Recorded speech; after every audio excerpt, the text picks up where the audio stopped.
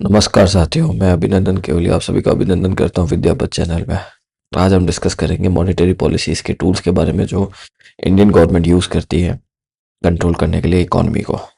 अभी आप सबकी गाड़ी की किस्तें क्यों महंगी होती जा रही है, होम लोन्स की किस्तें क्यों महंगी होती जा रही है, और गवर्नमेंट इन्फ्लेशन को रेगुलेट करने के साथ साथ ग्रोथ को कैसे मेंटेन कर रही है। तो कैसे कर रही है, अगर आपको मालूम है तो आप कमेंट में बताइए, और नहीं मालूम है तो वीडियो को अंत तक ज़रूर देखें। चलिए वीडियो स्टार्ट करते हैं। मॉनेटरी पॉलिसी के द्वारा ही आरबीआई जो है मनी सप्लाई, जो मार्केट में कितना मनी चलना चाहिए, कितना मनी नहीं होना चाहिए, इन्फ्लेशन कितनी रहनी चाहिए, लिक्विडिटी कितनी रहनी चाहिए, लोगों की कंट्रोल करता है। और आरबीआई से कौन करवाता है? Indian government. इंडियन गवर्नमेंट का एक हिस्सा है आरबीआई, एक डिपार्टमेंट है रिजर्व बैंक ऑफ इंडिया, जो सभी बैंक्स का हेड है। अब सभी बैंक ही है सारे फाइनेंशियल स्ट्रक्चर का किसी भी इकॉनमी में एक बेस। तो उस सारी बैंकों को कंट्रोल करने का जो चीफ बैंक है, जो हेड बैंक है, वो रिजर्व बैंक ऑफ इंडिया ही है।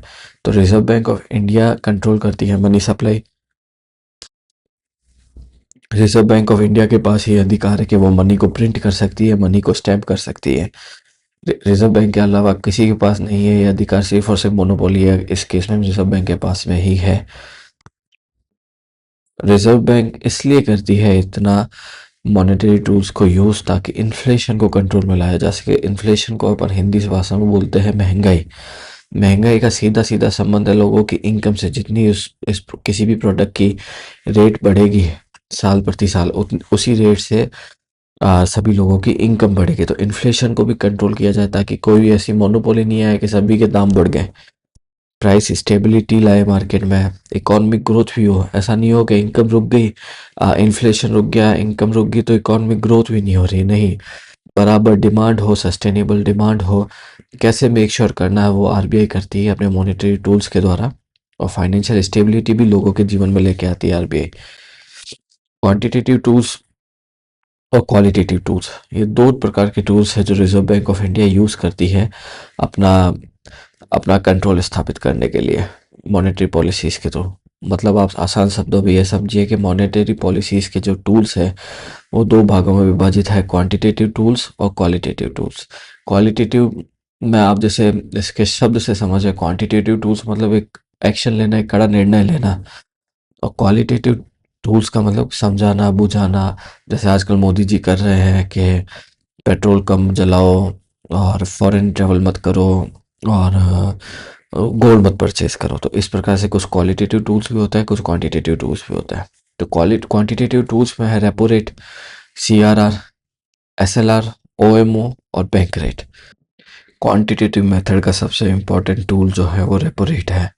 और सबसे ज़्यादा एग्जाम ओरिएंटेड जो टूल है वो रेपो रेट ही है। रेपो रेट का मतलब है कि रिजर्व बैंक ऑफ इंडिया जो है वो कॉमर्शियल बैंक को किस दर पे आप पैसा मुहैया करा रही है, ताकि मार्केट में लिक्विडिटी बनी रहे, ग्रोथ बनी रहे, स्टेबिलिटी बनी रहे। अगर हायर रेपो रेट होगी तो ईएमआई भी ज़्यादा होगी। मतलब अगर रिजर्व बैंक ही कमर्शियल बैंक से ज़्यादा इंटरेस्ट रेट चार्ज करेगी, तो कमर्शियल बैंक जो है आगे एंड कंज्यूमर से उससे ज़्यादा नहीं तो उस जिस रेट पे रिजर्व बैंक उनसे चार्ज कर रही है उससे तो ज़्यादा लेगी ही लेगी। तो उस केस में ईएमआईज जो है लोगों की वो ज़्यादा होगी और लोगों की स्पेंडिंग पावर कम होगी। इन्फ्लेशन इससे कंट्रोल में आएगा। पर आप मुझे कमेंट सेक्शन में बताइए कि रिवर्स रेपो रेट क्या होती है। देन हम आगे चलते हैं।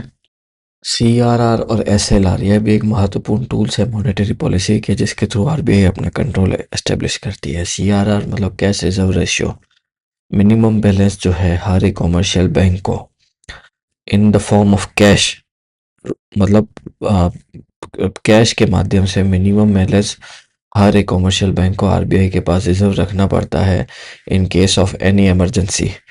अगर आरबीआई इन केस सीआरआर बढ़ाती है तो इसका मतलब है कि बैंक के पास कम पैसा बचेगा मार्केट में रोटेट करने के लिए, और बैंक इस माध्यम से जो है मार्केट में लिक्विडिटी कम होगी। अगर सीआरआर कम होता है तो बैंक के पास ज़्यादा पैसा बचेगा, बट ऑब्वियस है कि उसे अपना बैलेंस मेंटेन नहीं करना पड़ेगा रिजर्व बैंक के साथ में उतना। तो उस केस में जो कमर्शियल बैंक है वो ज़्यादा से ज़्यादा पैसा अपना रोटेट करेगी। एसएलआर क्या है कि गवर्नमेंट कमर्शियल बैंक जो है वो अपना एक मिनिमम अमाउंट, चाहे वो लिक्विड अमाउंट किसी में भी हो, चाहे वो हार्ड कैश हो, चाहे वो गोल्ड हो या फिर गवर्नमेंट सिक्योरिटीज़ हो, उसका एक मिनिमम बैलेंस अपने साथ मेंटेन रखती है।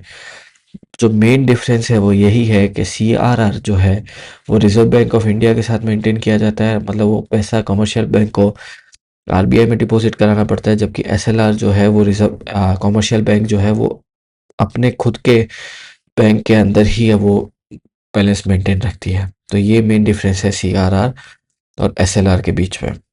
ओपन मार्केट ऑपरेशन है इस टूल के जरिए reserve bank of India government securities के ट्रांजैक्शन करती है कॉमर्शियल बैंक के साथ में। अगर reserve bank of India purchase कर रही है कमर्शियल बैंक से, तो ऑब्वियस है कि कमर्शियल बैंक को पेमेंट करेगी उस गवर्नमेंट सिक्योरिटी का, तो कमर्शियल बैंक के पास पैसा ज़्यादा जाएगा और उनका ऑपरेशन एरिया बढ़ेगा। जबकि अगर रिजर्व बैंक ऑफ इंडिया उनको सेल कर रही है कमर्शियल बैंक्स को गवर्नमेंट सिक्योरिटी, तो कमर्शियल बैंक्स को पैसा पे करना पड़ेगा आरबीआई को, और उनकी खुद की कैश की लिमिटेड हो जाएगी, तो वो इतना कार्य नहीं कर सकते। ये तो हमने पहले चर्चा करी क्वांटिटेटिव टूल्स के बारे में। अब हम देखते हैं क्वालिटेटिव टूल्स, जिसके तहत एक सख्त कार्रवाई ना करके या एक मेजरली इसमें ऐसा किया जाता है ताकि बैंकों को डायरेक्टली समझाया जा सके, मास पब्लिक पे फर्क ना पड़े।